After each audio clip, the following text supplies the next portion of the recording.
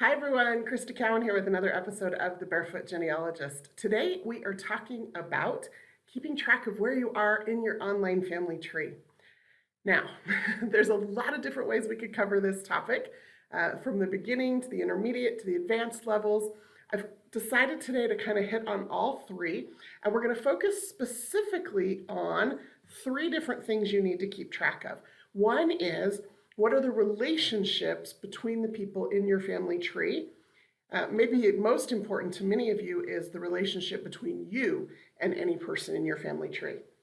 The second thing we're going to cover is how to keep track of where you are in your research. If you're anything like me, you don't have hours and hours and hours to research in a single block, and so you take what time you can get, and you want to be able to sit down when you do have time and just pick right up where you left off, so keeping track of that. And then the third thing we'll talk about is how to keep track of what information in your family tree is verified, is factual, what information meets the genealogical proof standard versus the information that does not. So with that in mind, let's go ahead and dive in and talk first about relationships. There is a setting in your online family tree called Who You Are in This Tree. And it's really important that you have that set correctly. Now, some of you may have never seen this before. You may not even know that it exists. And so let me just show you where you're going to find it. When you're viewing your family tree, if you click here on the name of your tree, and then you go to Tree Settings, you're going to see over here on the right-hand side a little section called Who You Are in This Tree. And you want to make sure that that is set to be yourself. If you need to change it, you can do that. If you need to reset it, just set it to none and then set it back to yourself to make sure it's working correctly. You can do that there. Now, the reason that that's important, and some of you may have never even noticed this before if you're brand new with us, is that from there, you can then go into any person in your family tree. And in the heading information here, under the death date, you're going to see the relationship. In this case, James Henry Kerr is my second great-grandfather, so my great-great-grandfather. And if I click on that, that is a link, it will show me exactly how he's related to me, or the path that he's related to me. And we can print those off, and you can do that with anybody in your tree. It can be a great-great-grandfather, it can be a fifth cousin 2 times removed, it can be the spouse of a second cousin once removed. It can be there's a number of relationships that are going to show up in your tree. But that's an easy way to make sure you're keeping track of what those relationships are and also how to view that path. Now, here's one of the reasons why it might be important for some of you. Sometimes it's really easy when you're digging into your family tree and trying to climb the different branches to lose track of where you are. Some of us get really far afield. I get asked the question all the time, well, who should I include in the family tree versus who should I exclude in the family tree? And every one of you has to make that decision for yourself. But I will give you my tip. The way that I approach my family history research is that I include all of my ancestors, so parents, grandparents, great-grandparents, and all of their descendants, so children, grandchildren, great-grandchildren, and then any spouses. So for example, I will have my 4 times great-grandparents and all of their children and grandchildren and great-grandchildren and so on. I will also have my brother's wife in our tree because she's the mother of my niece and nephew, but I might not have her parents in my tree because they are not my ancestor or the descendant of one of my ancestors. So that's the boundaries that I've drawn for myself. And so I like to check this relationship here every once in a while because it helps keep me on track. It helps make sure that I'm not, again, getting too far afield. Now, there are going to be if you're doing some more advanced research, there will be exceptions to that. One of the things that we've talked about in the past is the concept of doing fan club research, those family associates and neighbors, that community kind of research, because sometimes in some of those small communities, people are related or interrelated, or their associations will lead us to other records. And so sometimes I do kind of branch out a little bit, but I, for my own research purposes and my sanity, try to kind of limit it to my ancestors and their descendants. And this relationship helps me keep tabs on that a little bit better. Another thing is, and this is super simple, so if you're brand new to family history, brand new to Ancestry, you might not be aware of this. The default view for the tree, for the family tree, is actually this view right here. It's called the family view. Let me just wait till my screen refreshes here. This is called the family view. And so essentially what this is it's a list of, you can zoom in and out and see here. It's a list of all of the brothers and sisters and nieces and nephews and kind of a lateral view, if you will, of your family tree. And one of the things that I've noticed as I spend time with many of you at conferences and events and doing usability studies is that because this is the default, many of you are not aware there's another way to view your family tree, and some of you get lost in this. Like there's just too much happening for some of you on this screen. Now, I do use the family view on occasion, but more consistently what I use is what we call this pedigree view. And basically what it does is it just takes a person and it lists all of their parents, grandparents, great-grandparents, and so on. Then if I want to see the family of a specific individual, I can just go to that specific individual's profile page, and over here on the right-hand side, I can see the names of their parents, I can show their siblings, I can see the names of their spouses and children, and you can kind of get that view that way. So that's another easy way to help keep track of where you are in your family tree as far as what the relationships are and how you're doing your research. Now, I do just want to give you a little tip about this, which is that you can change that who you are in this tree person to anyone. So if you're ever curious about the relationship between any two people in your tree, go change that setting to one of those people, go to the profile page of the other person, and it will show you exactly how those two people are related to each other. Another tip that I didn't include on the screen is if you are using any kind of desktop software, which I always encourage people to do, you can use Family Tree Maker or Roots Magic are the two that are currently compatible with Ancestry. I use Family Tree Maker. I can go into my Family Tree Maker software and there is a relationship calculator, again, where I can calculate the relationships between any two people in my tree. And in my family, this is particularly important. When you have a lot of intermarriage, one of the things you'll discover is that sometimes people are related in more than one way. Online in Ancestry, we only show you one relationship. Most software programs will show you all the relationships between a person. So if this individual is my great-great-great-grandfather and my great-great-uncle and my second cousin 4 times removed on all different lines of my family tree, however that works, then it will show me all of those relationships and the paths. So just another little tip about keeping track of relationships. Again, if you're brand new to genealogy, hopefully there's some basic information here that you'll find useful. If you've been doing this for a long time, hopefully those are some tips that will be helpful. Now, same thing with research. Now, one of the things that happens is we sit down and we've got a half hour on our lunch break, or we have an hour or two on a Sunday evening to sit down and do research, and we want to just dive right in. And I don't know about you, but it's really easy to get distracted or to maybe have breaks in between the time that you've been researching last and not have a clue where you are. And so you don't want to spend 20 of your 30 minutes trying to figure out what you were doing the last time, or trying to figure out where to start or what to work on next. And so one of the things you need to keep track of where you are in your family tree is where you are with your research. So I will just tell you, like, the simplest system in the whole world is just to make a note. Get a sticky note, write down the name of the person you were last working on, slap it on your computer screen. That means the next time you sit down, grab the sticky note, look up that person, and you can just keep rolling. That is super low tech, but hopefully useful. And I still do that, especially if I'm in a hurry or if I only have a really limited amount of time. I'll just jot something on a sticky note, stick it on my computer screen, on my laptop, or on my notebook or whatever. Now, we can get a little bit more advanced. The other thing that I would encourage you to do is make lots of notes, right?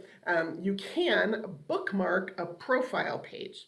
So you can, for example, if I was working on James Lawrence here, and that was where I ended when my time was up or when I got distracted and had to do something else, I can just go into my web browser system and make a bookmark of this URL right here. And then I can call that bookmark whatever I want. And one of the things that I did for a long time was I just labeled that bookmark Start Here. And then every time I finished a session, I'd go bookmark the page of the person I was working on, and it would be the new Start Here. I would just replace the old bookmark with this new URL, Start Here. So every time I sat down, I could just pull up that Start Here bookmark on my web browser, and I was right back to where I was. Now, that helps you know who you were working on last, right? A Post-it note or a bookmarked web page, that tells you who, but it doesn't tell you what. So I'm just going to bring up notes again. I have done entire videos about notes, about how I keep my research notes, about how you can keep track of the information that you're discovering, the questions that you still have, what records you've collected that you haven't analyzed yet or figured out how they fit together. Just make more notes. Lots and lots of notes. Now, those notes are quickly going to become really unmanageable, I can promise you, especially if you're new to this and you're not exactly sure how to keep your notes. So I would encourage you to go watch a couple of those videos. One of them is called Notes versus Comments, and I walk through some of my own notes so that you can see exactly what they look like. But the idea is to make it as simple as possible. On Ancestry, every person in your tree has a note section. Now, you'll see my notes. I can pop them out right here from underneath the photo. You're going to find your notes here under the Tools menu. And if you want, I think I've shown this before, but I just want to make sure everybody catches this. Under Tools, down here at the bottom, you have this Show Research Tools link. And you'll notice mine has a little check mark next to it. And that's because I checked it. And when I checked it, it actually brought this little toolbar up right here so that all of this tools menu items, watch if I uncheck it, it goes away. And then I can come back in here and just check it. And now that tools menu items shows back up on my screen. That's a sticky setting, which means it stays that way unless you uncheck it. So I can come here and I can go into the notes for any person, and I can keep track of the research that I'm doing, the records that I'm finding. I can keep track of any questions I have. Research notes are private, even if your tree is public. So take lots of notes. So that way, all I have to do is bookmark the profile page or put a sticky note on my screen about the person I was working on last. And then I can go directly into the notes for that person and see what I've found, what I haven't found. I use a little bit of a keyword system in my notes. One of the words I use often is verify, and we'll talk about verified here in just a minute. But the idea is if I have something I still need to verify in my tree, I will put that specific phrase in my notes, need to verify. And then one of the things that I can do in Family Tree Maker, because my Family Tree Maker and my Ancestry are in sync, is that I can actually do a search of all notes in my tree for that phrase, need to verify. And then it will pull up the list of people who have that phrase in their notes, and I can then go through and pick which one of them I want to work on. That's a little bit more of an advanced technique, so don't get overwhelmed if you're new, but the idea is sometimes, okay, the honest truth is sometimes I get bored with people in my family tree. Sometimes I get bogged down in a family or a place in the country where I'm doing research, and I want something new or different. And so I have probably 10 or 12 people in my tree, I haven't checked lately, that have that need to verify phrase in there. And I just made that note so that I know that I have research I need to go back and do at some point. You figure out what system works for you, but that's just some tips about how that particular system works for me. You just make lots and lots and lots and lots of notes for yourself. Now, what I would discourage is doing lots of paper notes. I used to keep my notes on paper. I used to try to keep file folders and loose papers, and I just ended up with piles of papers. And that was overwhelming and inefficient. And so all of my notes are now digital. Occasionally, when I'm working on a particularly sticky research problem, trying to sort out, a group of 3 or 4 men in the same county who all have the same name and trying to figure out which one is my guy, I'll do something in OneNote. I use OneNote. I know some people who use Evernote. There are people who use spreadsheets or Word docs. There's lots of different ways to do that digitally. However, I try as much as possible to keep everything in my tree so that it's all with the people that I'm researching. All of those notes are there, but notes will help you keep your sanity. You may think you're going to remember stuff, but I never do, and I have a pretty good memory. So I would encourage you to take notes, take notes, take notes. Did I make my point? Okay, just a little side note here. Software programs, again, Family Tree Maker and Roots Magic are the two that are currently compatible with Ancestry. They all have bookmarking system and, like I mentioned, that note searching system that makes this a little bit easier, but you can certainly do this if your tree is only online in Ancestry using your web browser or some of the note features there. And I would encourage you to do so.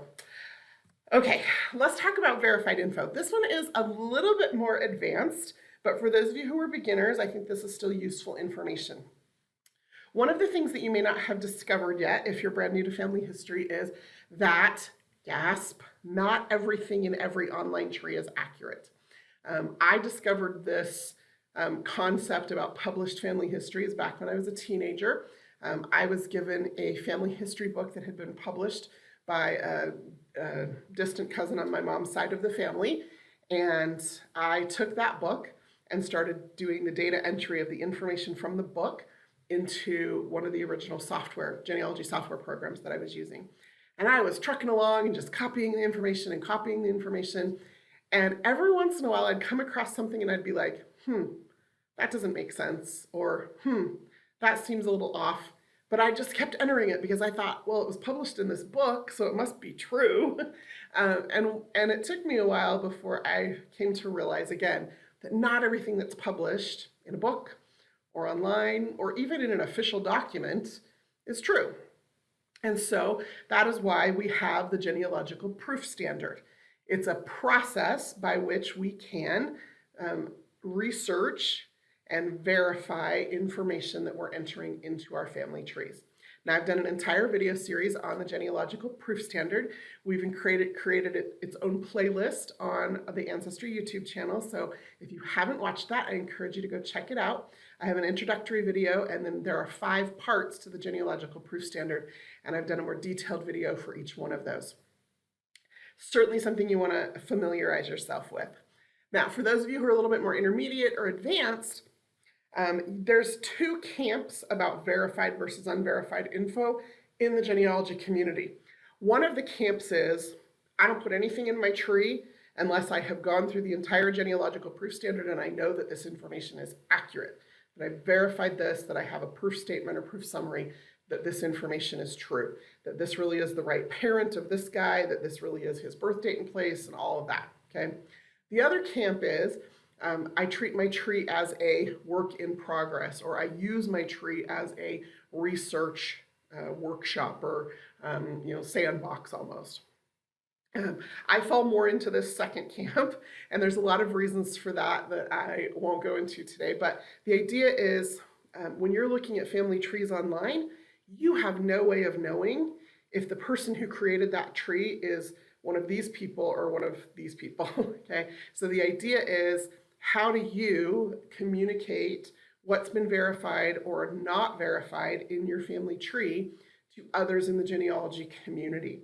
And this matters even if your tree is private, because even if your tree is private, I would hope that you're not just researching your family tree to keep it private forever. I would hope that you're researching your family tree and maybe sharing it with children, grandchildren, brothers and sisters, nieces and nephews, some of that close family at least. And they need to have some of that same degree of confidence that what you're putting into the family tree is accurate or unproven. Now, I treat my tree, like I said, as a research tree. And so I have had to, both for my own research purposes and for the sake of other people who view my tree, I have had to come up with some methods for letting people know whether information is verified or not. Now, I've seen a lot of different ways to do this, and I'm going to give you some best practices here because there are some ways that people are doing this that actually are going to cause more problems for themselves and others.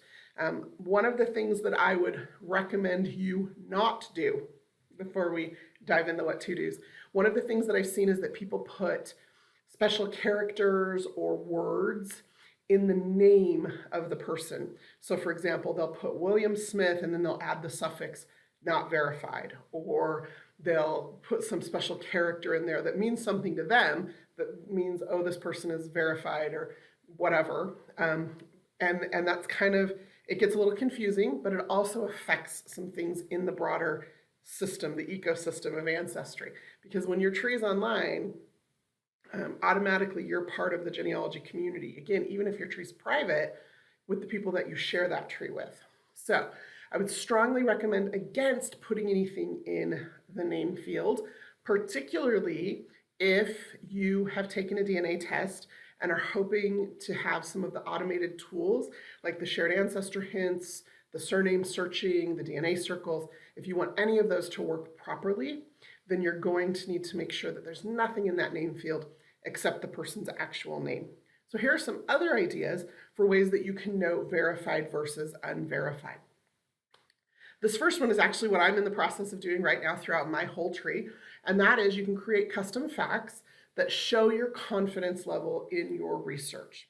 Now, I have actually created 3 custom facts because I apparently have to do everything overboard sometimes. So again, if you're a beginner, don't get overwhelmed by this. You can just create 1 fact. I also created these facts in Family Tree Maker, and the reason I did that is because every time you create a fact in Family Tree Maker, it then is a fact that you can always use. If you create a custom fact in your online tree, you have to recreate that custom fact every time you want to attach it to a new person. Now, that is an enhancement request I've submitted. We'll see if that gets done or not. But in Family Tree Maker, I have these 3 custom facts. They all start with the letters GPS, Genealogical Proof Standard, and I have a degree of confidence about certain levels of information in my tree. See, here's the thing. When you're talking about verified or proved information in your family tree, sometimes you know, for example, that William Smith is absolutely the father of John Smith, but you don't know anything else about William Smith.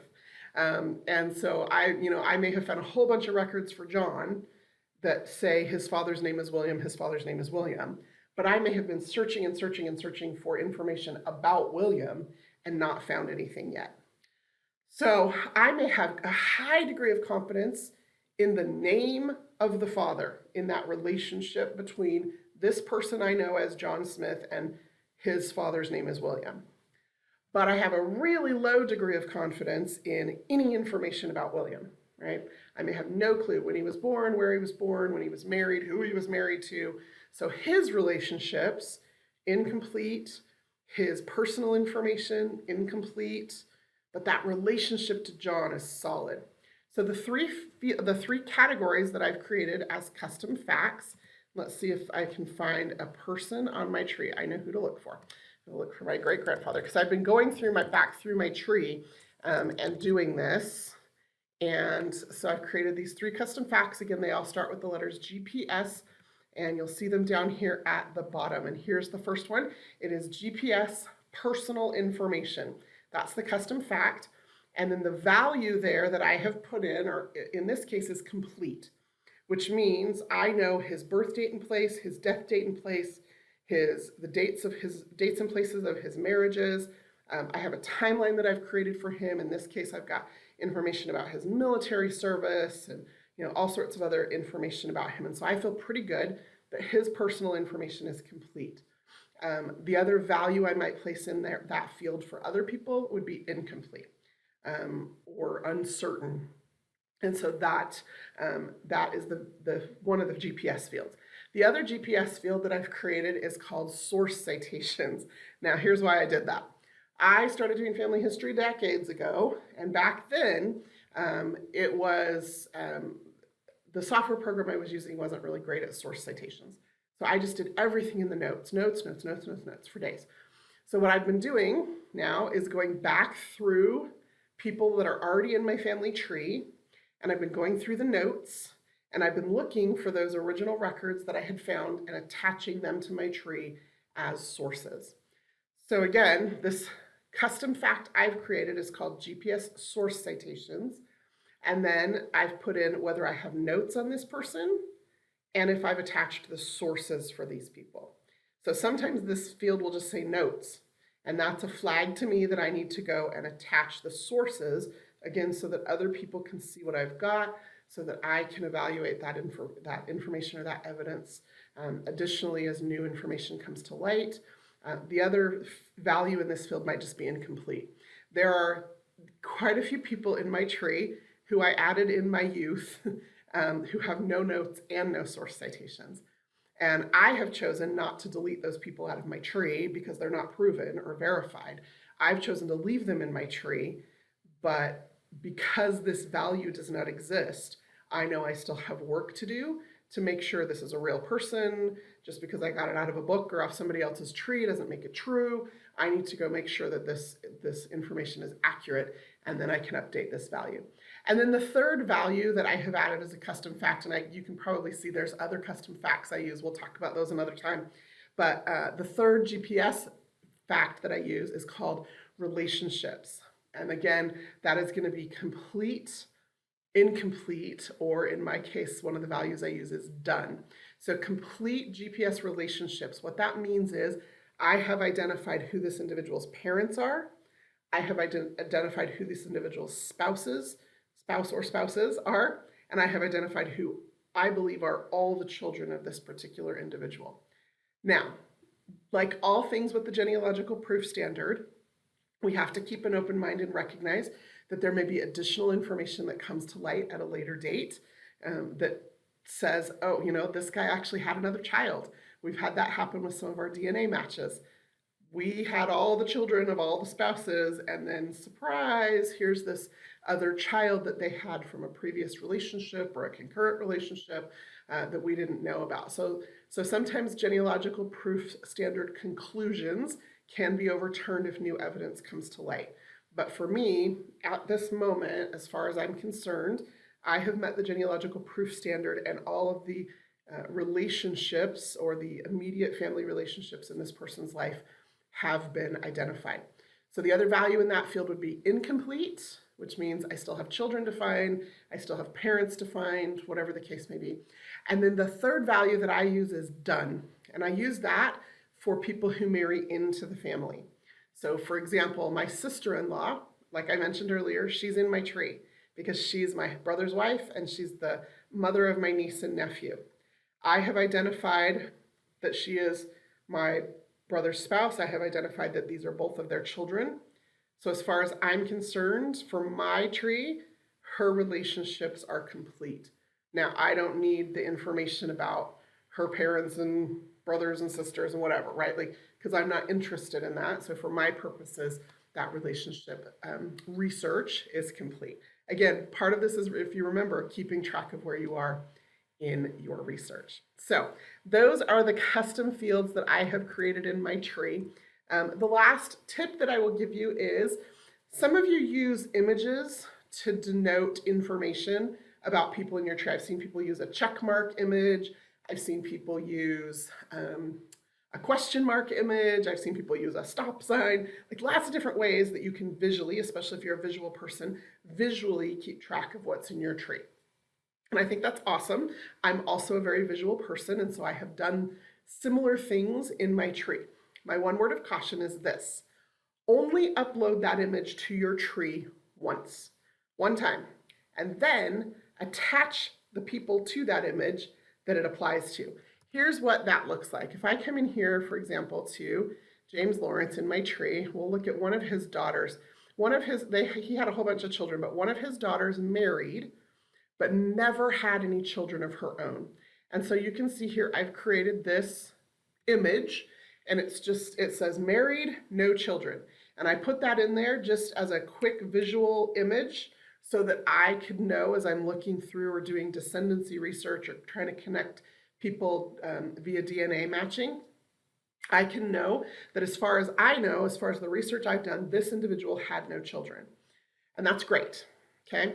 However, I'm only uploading this to my tree once, and then you'll notice over here, it shows me all the people in my tree to whom this image is attached. And that way, the image is only in my tree once, but I have this really concise list. It's actually an easy way to filter verified, unverified. If you create an image for those two things, everybody attached to this image is unverified. It's a great way to bookmark research that needs to be done, right? I can then click this add button, and I can add or link this image to any other person in my tree.